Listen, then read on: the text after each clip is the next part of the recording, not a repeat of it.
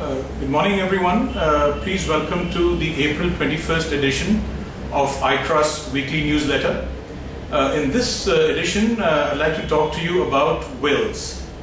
Now, you might ask, what is a will? During one's lifetime, people accumulate a lot of assets.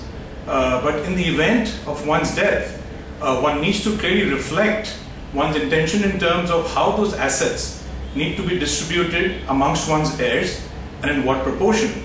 So a document that clearly outlines one's intent in terms of how one's assets should get distributed after one's death is a will. Again, a natural question to ask is, why should one write a will? Well, if one were to die without leaving a will, there could be the probability or the possibility of dispute among one's legal heirs. In extreme cases, if a person dies without a will, there could be claims on one's assets by non-family members as well.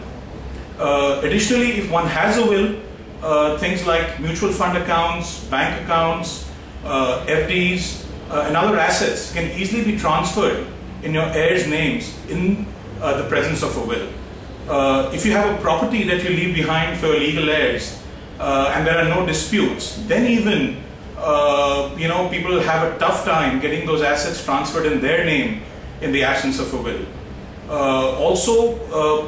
When people die, the family members face a lot of distress in terms of the emotional loss, and in the absence of a will, they could face another threat in terms of not being able to receive the assets that you've left behind for them.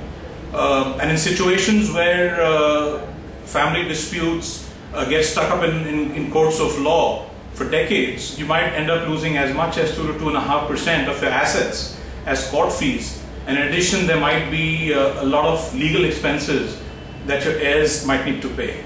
So in order to give peace of mind to yourself that your heirs will be taken care of after your death, it's important to write a will. Now, how does one do that? Well, it's a fairly simple process. You need a lawyer to draft a will for you. All you need to provide the lawyer is your personal details in terms of name, father's name, your address, your movable assets such as investments, cash, jewelry, a list of your immovable assets such as real estate, land, flats, property that might you have.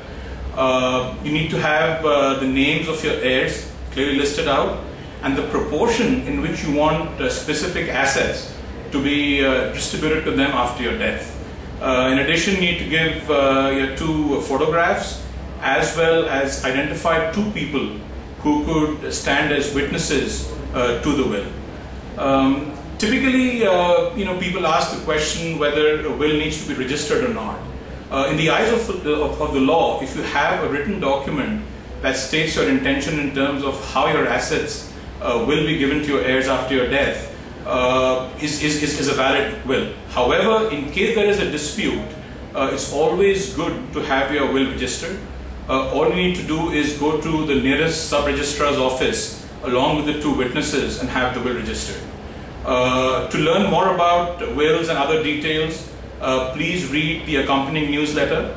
All I'd like to leave you with is a simple statement that wills are an extremely low-cost and hassle-free document to execute, which can go a long way in preventing a lot of hassle and a lot of angst for your heirs after your death.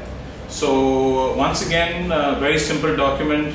I would urge you all to consider writing a will for the benefit of your heirs. Thank you.